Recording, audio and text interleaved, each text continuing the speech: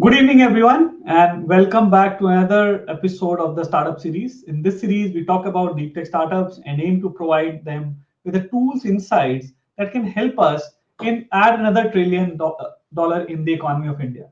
In today's discussion, the deep tech formula, the design strategy turn research into market success, addresses a critical challenge in our ecosystem of building great product. We have all tired of listening why India did not produce Google, Microsoft, and IP-led companies. In India, a staggering 90% of startups fail within initial years. Studies shows that 90% of these products fail not due to technical limitations, but they failed because they don't effectively address user needs or fail to communicate their value proposition clearly. Unlike established giants with decades of brand trust and vast resource, startups frequently contend with limited capital and intense competition. Let's take an example of India's IT sector, $200 billion industry that is a noticeable gap in design-led innovation. Many Indian companies are stuck in the human-computer interaction paradigm, focusing solely on making softwares usable than creating products that are useful, that desirable and memorable. According to Adobe, India's creative economy could reach 100 billion by 2025, driven largely by digital transformation. However, many Indian companies are failing to capitalize on this potential due to lack of design-centric approach. Today, we specifically look at deep tech dilemma. While India has a strong foundation of technology and ample resource in terms of the supply of talent, it's struggling to initiate and translate into scientific breakthroughs to a marketable products. Deep tech ventures face unique challenge, including the high levels of technological and commercial risk, as well as complexity of developing yet to be commercialized application. I am Govind Kedia and I run Arctic Invent, which helps companies increase their enterprise value by building business-centric IPR portfolio. My company Arctic Invent has worked with more than 1,000 plus deep tech startups from Europe, India, and US, helping them massive value on the product and technologies, getting their patents and trademarks around the world faster in the most cost-effective manner. Now, I'm thrilled to introduce our distinguished guest, Naveen Gonga, founder of Studio Carbon. Naveen brings a unique perspective on design. Naveen had orchestrated the transformation of over 100 plus complex technologies into market-winning products, earning prestigious award recognition like Red Dot Design Award. Fun fact, 20 rupee coin that we see in India is designed by Naveen. From life-saving medical device to cutting-edge robotics, Naveen portfolio spans across critical sectors that are shaping our future. His work not only generated over $100 million in revenue for startups and enterprise, but also revolutionized how we think about product development in the deep tech space. I'm sure you must check out the latest post that he has on the brain-computer interface that they have worked with. Amazing work that they have worked with. Naveen, it is my privilege and welcome to the Startup Series. May I request, Naveen, you can also briefly share your journey. Maybe I could not justify your introduction in such a short manner, but please help us understand your journey. How did you end up in design? And yeah, let us then start the discussion. Yeah. Thank you so much, Govind, and excited to be here and talking about this topic that's very close to my heart. And for everyone, I'll give a quick introduction. So I am Naveen Kumar Gonga. I'm the CEO and co-founder of Studio Carbon. So we are a design company that works at the intersection of deep tech and design, and we help companies take their innovations from R&D to market success. So a little bit of a background about me. I'm born in Hyderabad, so I'm a Hyderabad boy, and then currently the studio is set up in Gandhinagar. So as a background, I'm an engineer in from I have done my mechanical engineering from National Institute of Technology, and then I shifted into product design from National Institute of Design, and also have done mass psychology from Osmania University. So I have seen the journey of how to build products and how to make them intuitive and user friendly through product design, and also understanding user psyche and mass behaviors through psychology. So that helped me understand. And one more layer on top of this is my work in Hero MotoCorp, which is the largest two-wheeler manufacturer. in India right now. So there I was working very closely with the shop in the shop floor, looking at the manufacturing setup. So that helped me understand the whole journey of the product from inception to the market. So that gave me an eagle's eye view, I think, overall career wise, if I look at it. So through that, when I started interacting with tech companies, that's a level of complexity that can be handled by many, dealt by many. When it comes to deep tech, we realize that there is a huge gap in commercializing the deep tech spaces. So that's when nine of us from the same when we were doing masters, so nine of us from the same batch thought we should do something in design to help companies see success.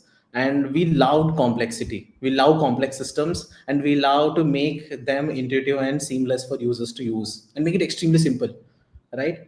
So then deep tech falls in that space. Exactly. So then that's when the journey started, and then we started working with more and more deep tech companies. And then I'm happy to also share that we have helped, especially deep tech companies, raise over 300 million cumulatively. So there are a lot of myths that we have even busted through our journey. I think I would love to share some of those through this conversation. And I'm looking forward to this conversation and hope we can help deep tech founders see how integrating design early can create a difference between a prototype and a category defining product. Yeah. No, thanks. I mean, amazing to hear your journey, and I think very mix of things. Not a very conventional route to be in the design space, and I think design by default has to have some unconventional things sometimes also to be really really great. So thank you for sharing that. Now, before we begin, I would like to remind our audience to also take an advantage of the opportunity. Please post your questions and in the comments, and we'll definitely address them during our question and answer sessions or during my conversation. So let's dive in, Naveen. You have helped transform, like you said, very complex technologies into successful products. What are the fundamental disconnects you see between research excellence and the market success in the deep tech startups? So the context is, while there are many IITs and many research excellence in the country, government is also funding a lot of PhDs, and we produce PhDs like anything, Mm. and then there is a disconnect from that translation of that entire research into a marketable product. Is it that we are doing something wrong in the research side, or we are not doing something enough on identifying the opportunities? Would love to know your insights on dilemma between research and the market success. So would love to know about this first. Okay. So, working with many deep tech companies, there are, I think, some commonalities that we have observed that are stopping people from seeing that commercial success they should ideally see. Because technologically, you are innovating on something that is almost market defining, or sometimes creating a new market that didn't exist before. In such scenarios, ideally you should see success, but in most of the cases it's not, especially with deep tech, because it's the journey is much longer. The success is not so given because of, mainly I figured out three possible reasons. The first and the foremost is that deep tech, the way people are operating is super super tech heavy and not user centric.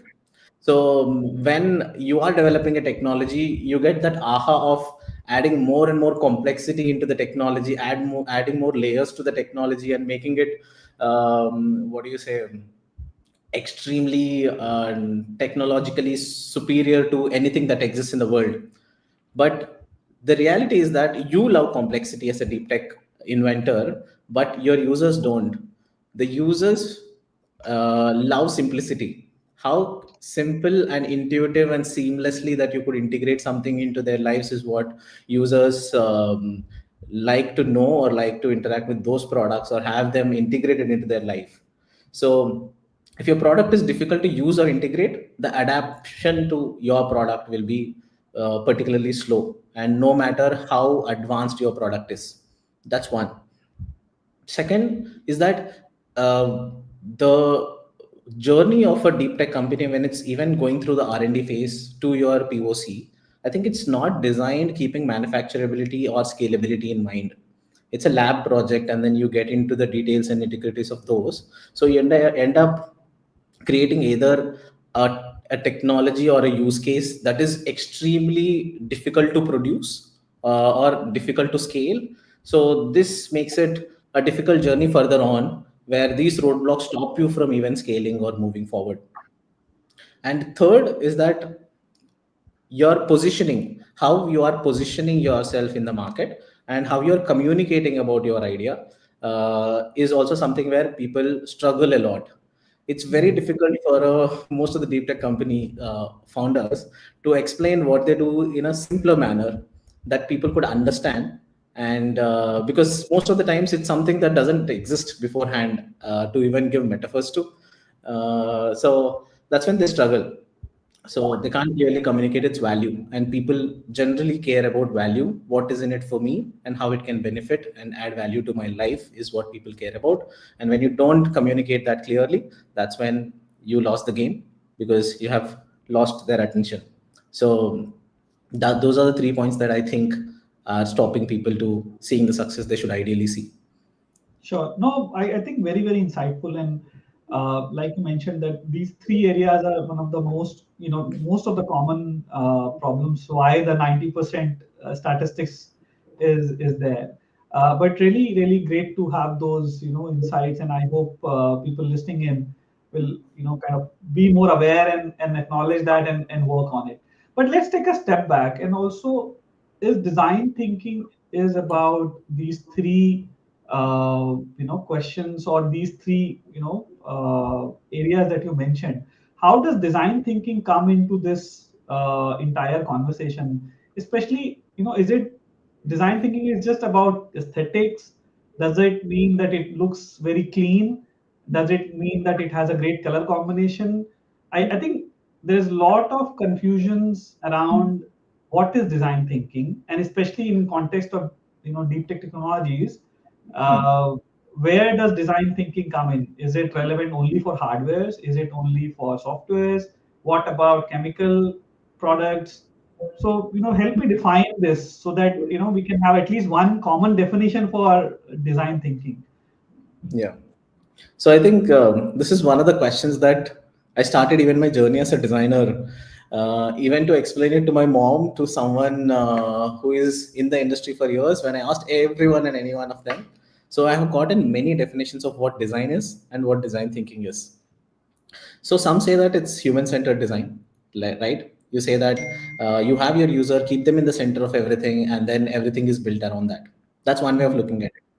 But later, working on more systemic level interventions, that we realize that it's not just user centered, but it's also more of the system centered. So you are also studying how the relationships are of that particular hero, if I'm calling the user as the hero, with all the other stakeholders, and how that relationships affect by your intervention should also be studied.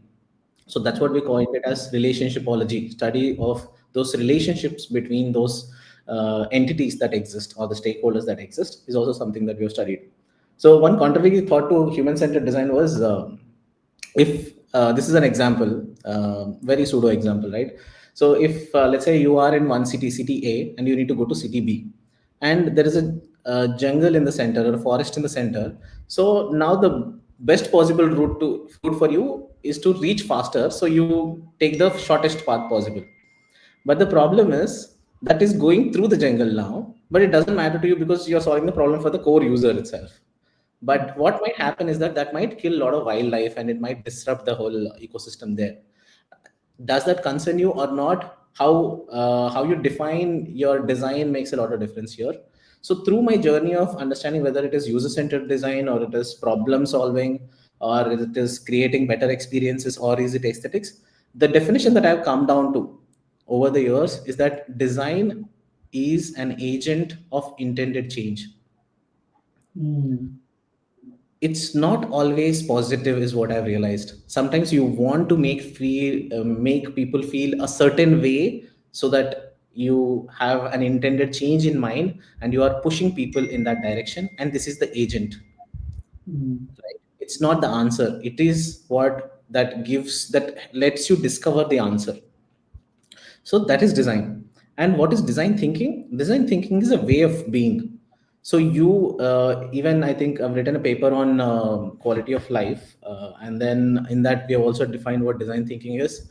Design thinking has mainly three characteristics. One is curiosity, two is love or empathy, three is creativity. So, what do you mean by that? Is that you need to be curious and asking many questions about the space. And second is empathy, being in the, like, you're designing not for yourself, but for the person that you are designing it for, like living their life, understanding them. And third is creativity. How do you creatively come up with answers to those particular challenges that you encounter day in, day out? So Mm. with that, that's how I've defined design and design thinking. And for companies, I think we have realized the earlier you start, the better it is Mm. integrating design into the whole process. Because if you start in day one, that's the best place to be in. Because later Yeah. you will realize that what you've produced is not scalable or not manufacturable or doesn't work, or there is no space for that to exist at all in the ecosystem. Then you can't go back. The damage is too much to take care of. Yeah. So that's what I feel overall. Yeah. No, I think really interesting definition. At least I'm learning, a very clear definition of design thinking today, because most of the time it was not very clear what, even if I want to study about design thinking, where to start. I think that gives us a very good insight on, even if we are starting to learn about design and design thinking, where to start and how to think about it. Because I think sometimes we get into this fancy courses and everything, but now you build on a very simple three principles, which is very interesting. And it is not something that can be taught. It is something that you need to adapt as a lifestyle. Very well put in. And I also understand that when we are putting these designs, it's something that you're mindful of the users and then their journey. It's again, maybe originating from the empathy element of the design, right? That you are more empathetic towards your user. So great insights. Thanks, Naveen, and really something that I learned with our conversation. But you mentioned about that it should be inculcated early in the journey, right? And by definition, startup is always, especially in the start, you don't have money, you don't have resources to hire people like you. Let's be real. And of course, designing is perceived to be a very costly affair. uh, and it is something that may not come on the toppest of the priorities for the companies. But you and I, of course, have seen with the statistics, 90% of the companies fail because they probably did not do it right, or the design thinking or design elements were missing. So, what having this understanding, what are the most costly mistakes you have seen deep tech founders make when it comes to product design and market positioning? I mean, given they are resource constrained, but even then they make very basic mistakes on designs and market product design and market positioning. Can you also build onto it and also give some ideas how to really go about it, even if they don't have professional to help them in terms of professionally? But how can they be very early in this journey, especially listeners or people who are going to watch this in the research to idea phase? So that would be a great insight here as well. Yeah. So I think there are a lot of mistakes that I've observed through the journey working with many of these deep tech companies. First and foremost is over engineering the product instead of designing it for scalability. So, so there are some questions that you could start asking, like, can this be manufactured at a competitive price? Will investors fund something that costs 10x more than the alternatives? Because sometimes it also costs more to get to something superior. And does the customers even need all these features? So that you over engineer, you add a lot of layers to it. For example, if you are designing for a space where the bandwidth or the Wi-Fi capabilities of that space itself is very low, do you need a 4K streaming there? Do you need I'm giving very lower order examples, but that's what it is overall. uh, you over engineer the product instead of designing and thinking of the scalability and manufacturability and other aspects. And other thing that we have seen, having technical superiority doesn't assure you that there is going to be a market success. If that's going to be the case, BlackBerry would have been the best mobile phone in the world. But what happens is that even though you have tech superiority, you need to know how do you position and how do you talk about your product. Let's say an example, classic example is how Steve Jobs have put out in one of his talks, saying that um, you don't. He didn't say that it's 2 GB storage or 500 MB storage. He said that 1,000 songs in your pocket. So that's something very relatable to me as a user or a customer, rather than 1 GB, 2 GB. Maybe tech geeks could get it, but maybe not the audience that he's selling for will not get it. Right. So talking their language, positioning it in a way that they could see that in their lives. So that's what makes a lot of difference. I think that's what also people don't pay much attention to. It's always features. So there is a saying that features tell, benefits sell. So you Yeah. talk about the benefits rather than the features, because features don't mean anything to people unless they put it in some form of benefit. Mm. And other thing is, don't wait too long to get feedback from the market. So you don't build the best possible product ever, and then let's say you're thinking that give me 1 more year, I'll build the best possible product, and then once it is completely refined, I'll go to the market. So that's not the case, because you need to now do quick and dirty prototypes. Just go test it out, do it again. So I'll give you an example. So one of the companies that we have created at Studio is called Hyperlab. It's also gone into Shark Tank and got 2x the ask, whatever they Mm. have asked. So that thing happened, but the journey was just 2 to 3 years. And in the 2 to 3 years, they have built over 600 prototypes. 600 Mm. prototypes. After every prototype, it is being tested with athletes, it is being tested with all the relevant coaches. So all of that is being done. So what you're doing right now is that you're not waiting for the fully polished product, because by the time I think you would have gone way farther. Now it's very difficult to even correct smaller changes. So there is a philosophy that we follow at Studio Carbon, which we call it as do, reflect, do. So we don't wait Mm. for something. So if you have some thought or an idea, just do it first, and then reflect on how the intervention has yielded some feedback, and then do it Mm. again. So that's what Mm. we do at Studio Carbon.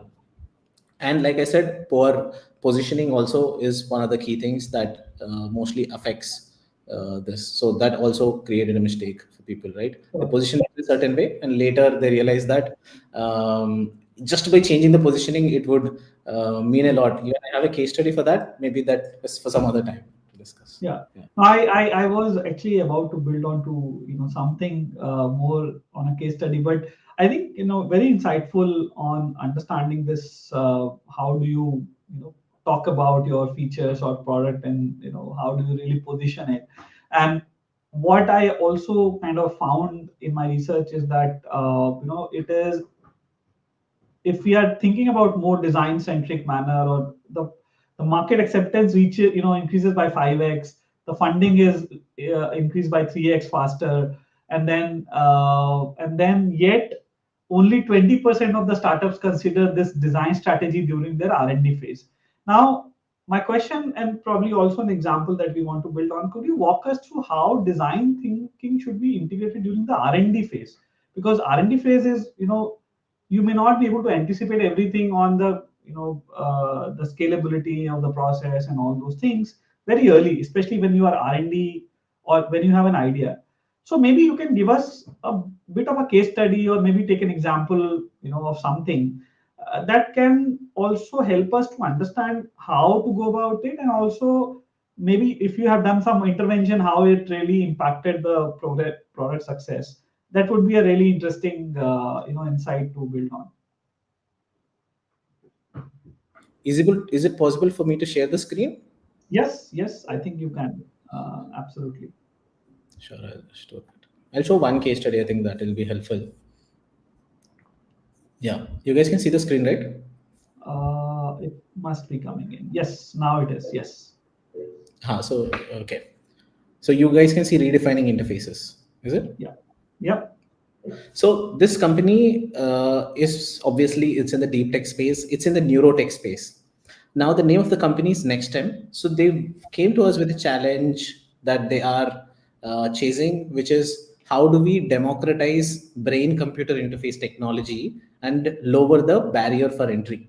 And how do we take this into something which is majorly in the lab space into the consumer space? Now how do we shape the semantics, and how do we get this technology which is extremely in nascent stage? Now you might also be aware of Elon Musk's Neuralink, right? So what Neuralink does is it's a invasive chip that's placed inside, which reads your EEG signals and through which you can interact with the machines around you. So, for example, using this product, let's say, now what I could do is instead of me typing a message, I could just think about the message and the message is sent to you.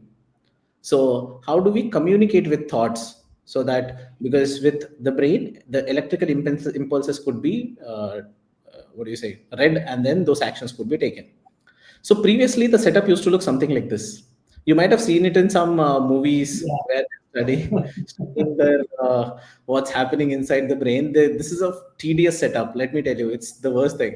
So 60 minutes of setup time it takes, and then you have to apply gel there because EEG signals can be read better, and you need a professional. Most of the times, it's two professionals and a very messy experience. From there to something that is ready to go, which is like in 4 minutes you could set up and built for all. When I say all, there is very high order complexity here because all of our head sizes, shapes, and hair types are extremely different. So now the electrodes, there are 16 electrodes on this. All of those need to touch your scalp and get the signal with utmost clarity. So that's the biggest challenge. And hassle-free experience. So dry electrodes require no lubrication. So we were able to take this that is there to this. This is the journey of a deep tech company that is commercialized. Now we are working with them for a far more superior one with 21 electrodes for different use cases. So this was showcased even in Viva Tech, which is the CES equivalent in France. Yeah. So that's what it is. So now to just go back a second, so what we have done is like you do R&D. Similarly, design side also we do the R&D. We do the research of what are the products that have been there in this system before, and what are all the head gates that are there in general, or even your regular headphones to actual neuro devices. So what existed and what worked, what didn't work, what are the problems, what are the benefits. So understanding all of that. And even one more thing that we have done as a design intervention in this is that we optimize the number of electrodes in this. And so we even change the mechanism of how the electrode functions or electrode operates so that you get better signal, and for different head sizes it works better. It adapts to the head sizes. And third thing is like prototyping and validation is a consistent process that we have kept throughout. Now here, look at this.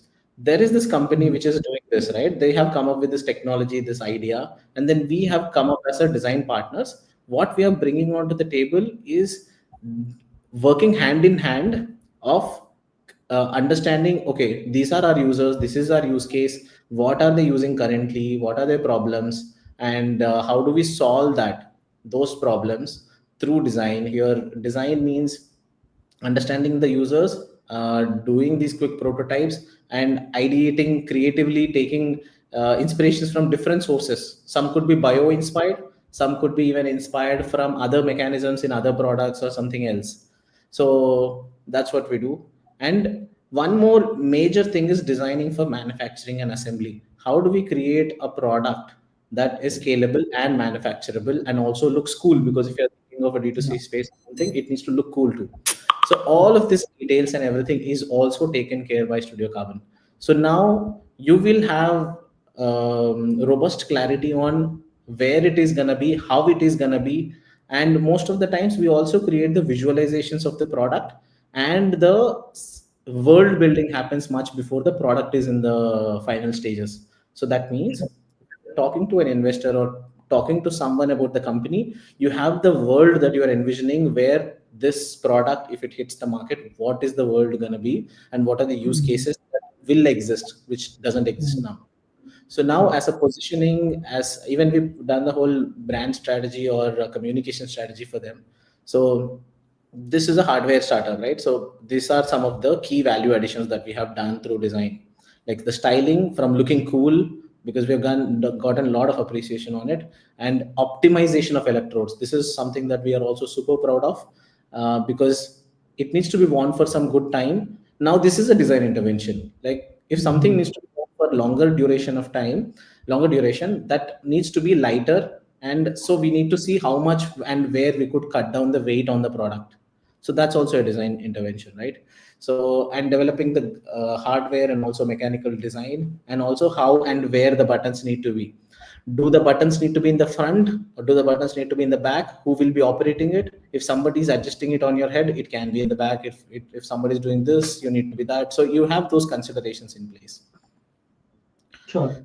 So once that is done, so this is the real product, and this is the version one. And post that, they have raised, I think this is the previous round, which is 5.2 million. After that, they have raised another round two. So which has also gotten 5 national and international awards and got featured in everywhere. So that's the whole journey of Nextem, how Yeah. they have come to us, and it's been a good journey so far. I think overall some 4 years or so. Yeah. Of course, we know Dipansh and Abhishek and the team, so of course we also work very closely with them. But thank you, Naveen, for kind of walking us through this entire journey. I think a lot of insights will be for the audience also to look at as an example how it goes. But my also question is that of course you as an outside agency kind of doing it for your customers. But let's say if founder or let's say early stage startups also, if they have to go for design, let's say mentorships and all those things, where they should be going. Especially I'm talking about from a young lot who are developing something in the labs, or maybe young PhDs or people who are developing things. What is a great start to build R&D roadmap with a design element? If you can point us to some resource or some kind of skills that they must be looking for their team members initially, would be a great resource for a lot of listeners here. Yeah. See, while working with these companies, one thing we have done is either we could, as an engagement, if you want an external support, because we have done it day in, day out, it's good to have somebody with the experience on board. That being said, one problem would be capital. So for that capital, initially you can onboard an agency like ours, where there can even be some equity distribution kind of activities that you could do, so that you get them on board, so that you see through the journey of the whole product. You are in safer hands. But that being Hmm. said, not every company will be able to, even would be sometimes willing to have any external outlook into this. So what they could start doing is they could do some smaller things integrated as part of their day to day, or the way in which they innovate. They could integrate these parts. So there are Hmm. three parts they could do. One is talk to the users before building. Whatever you're building, have the use case figured out, have the user figured out. If you know that you are doing some building something for data centers, so understand that if you're building for data centers, what are their use cases, what are their pain points, not only just pain points and problems, but understand their general day-to-day workings, and understand the kind of people that operate that and work there, that environment. So understanding all of that is the first and foremost. So one Hmm. of our clients also does this thing. So in their conference room, whenever they talk, they keep a chair empty and they say that this is our user, and they name that chair as a person, and they always refer to that and then take their opinions, and they will do that pseudo play. But that's what always helps them to see that perspective of the users. And Hmm. second thing, that you, if you don't want to have any external engagement, want to do it yourself, second thing you should do is build quick and dirty prototypes. As soon as you have an idea, build something quickly, take it to people, or the ones that you are catering to. If you're B2B, go to those guys who are the decision makers, show them the potential. Again, positioning becomes a super critical thing here. How you're positioning and talking about the benefit makes a difference. So do that, sketch it, do the mock-ups, and or do some digital simulations and show them the vision clearly. Mm, mm, Third, mm. that make sure you build something that is easy to scale. So sometimes it is some modular designs or cost-effective materials. You don't go for everything being extremely complex or what do you call technologically. You are integrating a lot of big things into one place to make something happen, but later realize that it's very difficult to scale as a product. It's just a one-time thing that you could do. So overall, summarizing it, start with users, test fast and cheap, and design for scale. If you don't Right. want to have any external integration works like wonders. So if you do Yeah. that, No, I think that that makes a lot of sense. And one of my coaches always says, and I have now kind of try to live by it, is that progress over perfection, which actually is one of the thing that I always keep in mind, that it's good to have version one than version none with the users, yeah, and this is something I learned during my learning journey, and with right interventions from external coaches, that I think that that is essentially what you're also building on the startup. It's also about failing fast and failing quicker, yeah, especially with the designs, and quickly just go with the users, have those conversations, come back, work on it, and then move forward. yes. And of course, there has been a lot of conversation about MVPs, and it has become uh, more like a jargon now, that MVP, and all those things. I think, but still, you There is know, also with yeah. something called as MLP nowadays that's coming up. Yeah. Which is called most lovable product. People are building So, that now. so what should we prefer, MVP or MLP? How to strike this balance. I think that would be interesting conversation, Naveen. So I think you should do both. If something is loved wonderfully, but it is not viable, then it doesn't make sense. If you just build a viable one, then people don't love it, doesn't make sense. I think you should do both. We should name it something most viable, lovable product, MVLP, something we should name it.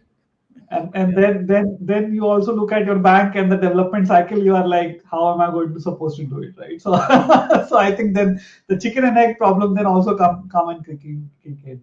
But I think again, one more learning here. Something new. I most lovable prod MLP. So MLP plus MVP. I think that's something design and the startup should be thinking about. And we had some conversation in the past on product market fits and all those things. That has been always interesting about the journey of the product market fits and all that. But now let me shift a gear a bit, which is concerning on what I do. In terms of in the journey from R&D to the launch, there is of course these design elements coming in. A lot of research is happening. You are developing various versions of prototypes and all those things, right? Then the conversation of IP comes in, that okay, um, that we need to protect this investments, and we need to kind of make sure that whatever we are developing should be protected by some way. I always talk about having different kinds of IP protection. Not only think about patents, but think about other areas of IP as well. But now, in the design strategy and IP protection, there is somewhere it is a convergence, somewhere it is a divergence, because if you are failing faster, then when to really think about protecting it. And then there is of course convergence, when you are there, then you have to protect it. And if you talk to a lot of IP professionals, they say, okay, file early. And even sometimes we also say that file early to secure your dates and all those things. So wanted to understand your perspective as designer, where at what points you see these intersection or or divergence. But before you answer that, maybe let me take a step back and ask you how important of IP you think in the design and product development journey. I think let me first build onto it, and then let me come back to this question later. So what's your view on this? Okay. So I see it like this. as maybe this is me coming from core design as an expertise also. Design builds the innovation, design helps you build the innovation, and IP helps you protect and safeguard that innovation, so that when you scale, when you get into the market, so you don't lose the market even after those many years of R&D that you have done. So IP is essential and a core element. I see this as this pillars, right? Three pillars that can protect a company, on which the company should rest. One is your core tech and your core technology that you're building. If that's not there, then nothing. And you need to have design. If it's not design, you can't build that MLP that we are talking about. It's not going to be loud and memorable. Third is IP. Like if you're doing all of this, but it's easily somebody can just do take it up and then make it maybe cheaper, faster, or whatever, and get into the market, then you've lost the game any which ways. So these three pillars are something very crucial, especially for deep tech companies. Yeah. No, and now the question that I was building on, when in the journey of R&D to the product and testing it with the prototypes, when do you think that company should be, or how should they do they plan the IP journey in the design journey also? So I think I also want to have that convergence now. That how do you really plan this entire conversation? When we are building the product. Any views on that? Yeah, so especially with IP and design and technology, one thing we have figured out is companies need to move faster. If you look at it in D2C space or some regular tech company space, they move much faster. But what happens Hmm. is when you're too secretive about certain things and then you're overprotective about the technology, I think that also restricts you from moving faster, because now you're thinking of even for a partnership or collaboration, you are very secretive and then you want to keep it as a secret for yourself, right? But I feel a balanced approach of protection and strategic openness can help companies. What I mean by that, Hmm. if you have figured out Hmm. that you have this core technology or a system that you have built that works together, that could be patented or that could have a potential IP, you should go ahead and do that first. So do that. Yeah. But one thing that you should also do is patent the core technology, but keep certain things or elements as trade secrets for yourself. Hmm. Some Hmm. and open source or collaborate on non-critical parts. So, for Hmm. example, Tesla open sourced its EV patents, right? So, because of Yeah. that, what happens? It opens the space for all the other players to come in and develop the ecosystem, because there's no ecosystem existing currently. And later Yeah. on, you will get sales through long-term playing this game. So, similarly, Hmm. you should understand what is your core technology, protect it early on, Hmm. either Hmm. it be technology or a system or anything else, just protect it. Hmm. But apart from that, keep certain elements open for collaboration with others. Yeah, and you can also do strategic licensing. Yeah, so that you can create partnerships and you can license your technology and do all of that. But I feel early on you should start doing that, but you should also keep some Oh, things open overall. sure.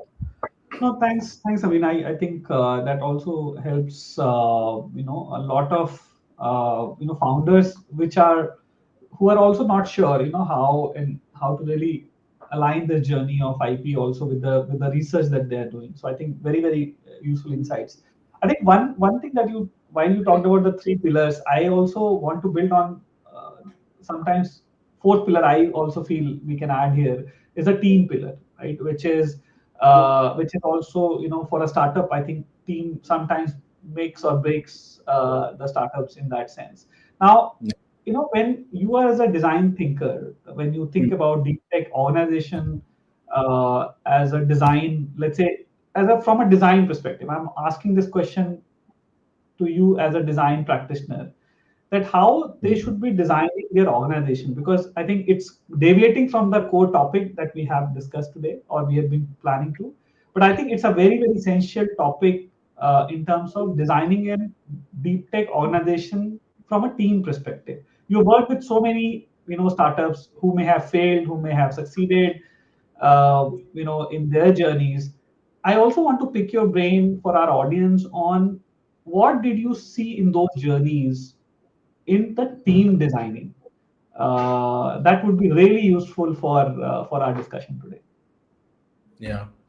I think even building a team at Studio Carbon or working with companies, seeing their journey, I think I have some insights on that. So one thing is that this is one of the crucial things for a company to even scale or even move forward. Initially, what happens is it's all the founder who is taking everything on themselves, right? It's only 2 to 3 people who are doing it in a garage, doing everything.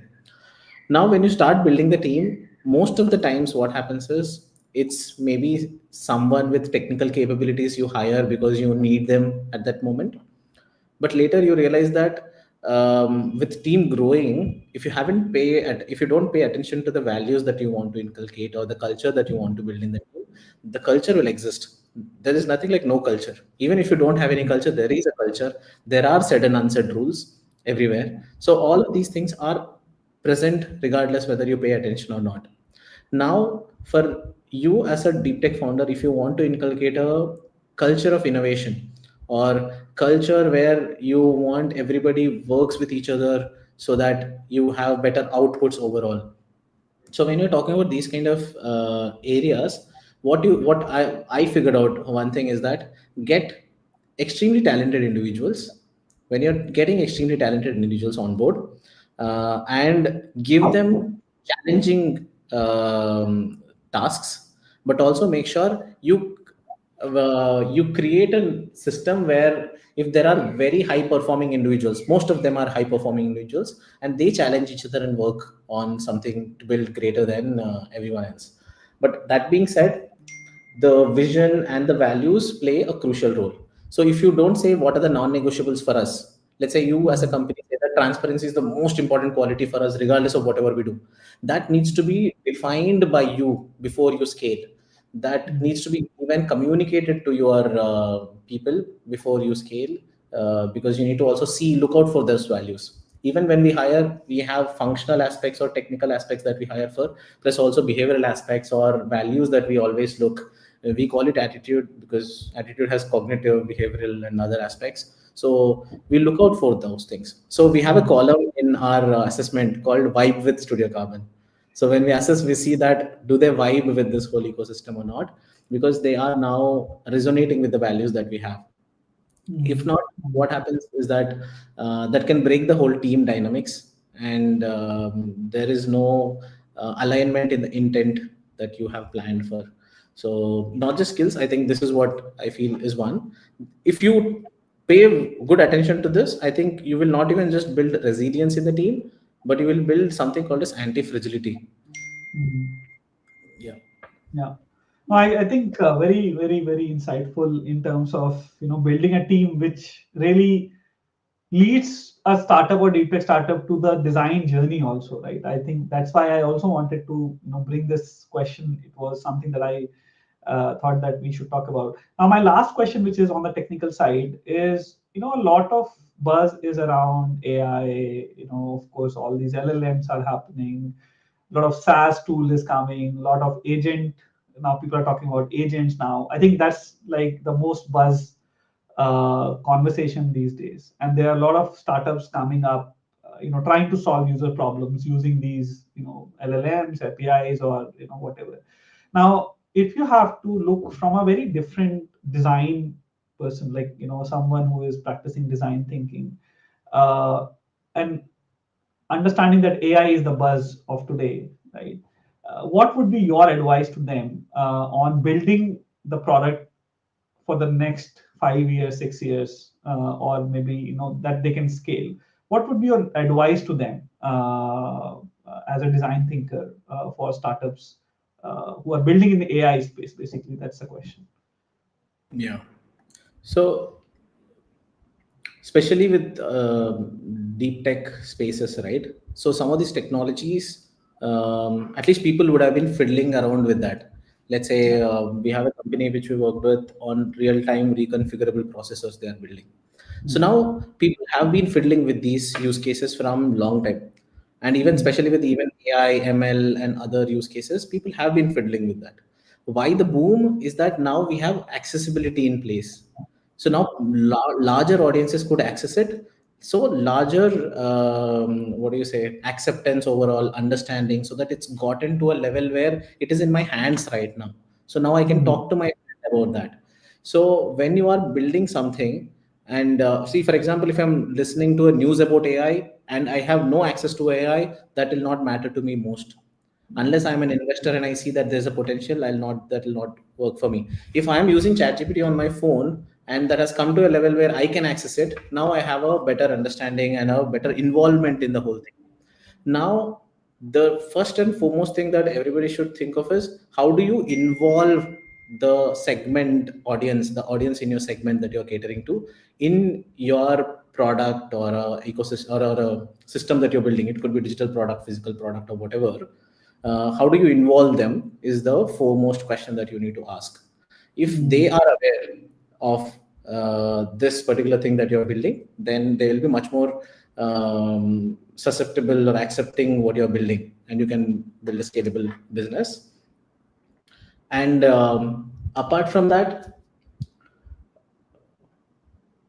what you need to do is that you also need to see, uh, I think trends are going to change every now and then. So Yeah. maybe catching on to trends is not the great way to go about it. So there are some innate human needs that existed over centuries. So you need to also look at what are some innate needs that people would have that stayed throughout. As an example, Mm. if see, people have fought through centuries, right? Like Mm. sometimes Mm. with bow and arrows, sometimes with nuclear weapons, and now they'll fight with something else maybe in the future. But if you dig down deeper, there is something for which people are fighting for. Yeah. So you need to understand what those deeper innate needs, that why people are doing what they are doing. If you understand Mm. that, on the surface level, you could build everything and anything. Yeah. So these are, I think, some things that you can take away from this. Very, very, very interesting. I think this is a topic I think we could speak another hour, especially on discovering this need element. And I think very, very valid point.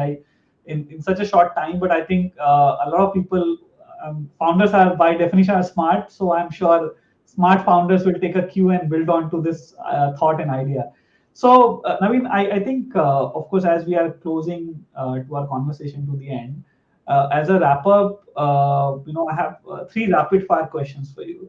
Okay. One, three immediate action founders can take now, who are building and across various stages of their product cycle. So, what would be that? Okay. This is a rapid fire, right? I should go faster. No, it's Okay. okay. I mean, you can take time. We have time. We have 7, 8 minutes to go. But basically, I'm trying to understand as a takeaway, three immediate action founder must be taking in Okay. their journey of building deep tech as a design element or in context of research to market conversation.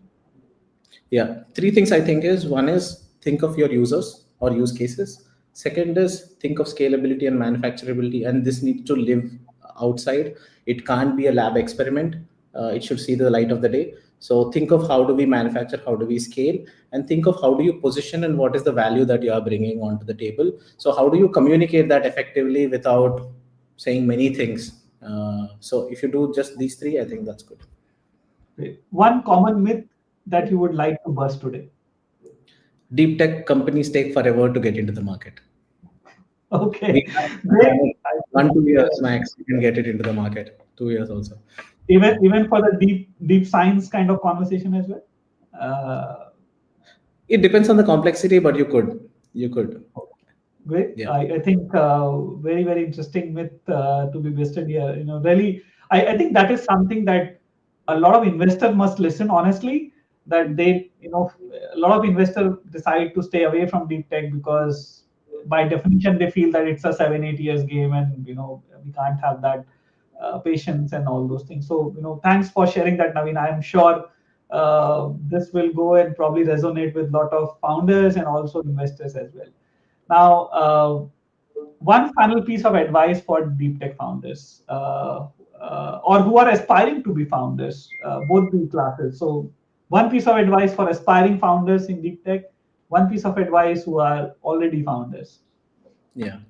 Okay. For aspiring founders, just brace yourself. So doing, if you are in some job or doing something now, one thing to know is that if you feel that your employment or whatever is hard, then this is also hard, and it's going to be a long term game. And there is a huge delayed gratification that happens for this compared to your regular tech company, because there you might be building something incremental as an innovation. Here you can disrupt the market, or you can create a space that didn't exist before, or it can be a sector defining innovation that you could come up with. But obviously great things take time, and this takes time. But that being said, there are ways to speeden it up, and we have done it day in day out. We can also talk about that later in another conversation. For the ones who are doing it, great, you go ahead and do that, but keep doing that. But like I talked about some of the myths, so focus on realizing that now. Just don't mull over doing what do you say, building the best possible product out there, but go out and see how do I bring value onto it. People will tell you what they want, and over and above, I think you are anyway smart to figure out what how, like listening to them, listening to some industry experts. So you should also talk to industry experts for sure, right? Because they could give you eagle's eye view over how things function in the ecosystem. But many a times you will also face backlash from people saying that this won't work because they will not have the vision that you're carrying right now. So that's why world building helps. So first build clarity for yourself of what world you're envisioning, and next translate that clarity to others so that they will also be on the same page and talk their language. If you don't talk their language, they will never understand what you're saying. Don't get into jargony technical complexity. Yeah. Yeah. Thanks, Naveen. I also missed one more audience, and I want your final advice on, or probably a bite on those people or those segment students who are. I think a lot of push of incubators in India. A lot of university have come up with their incubators. They are promoting entrepreneurship as a part of the journey. I think Bits have done it like 1 year. You can take off formally and do the Yeah. startup or deep tech or otherwise. While you have given the aspiring deep tech founder advice and the founders advice, I think one piece of advice that you also want to communicate to the academia of the country, or let's say people who are already in the academia, either on the research side or students who want to do something on a startup or incubators.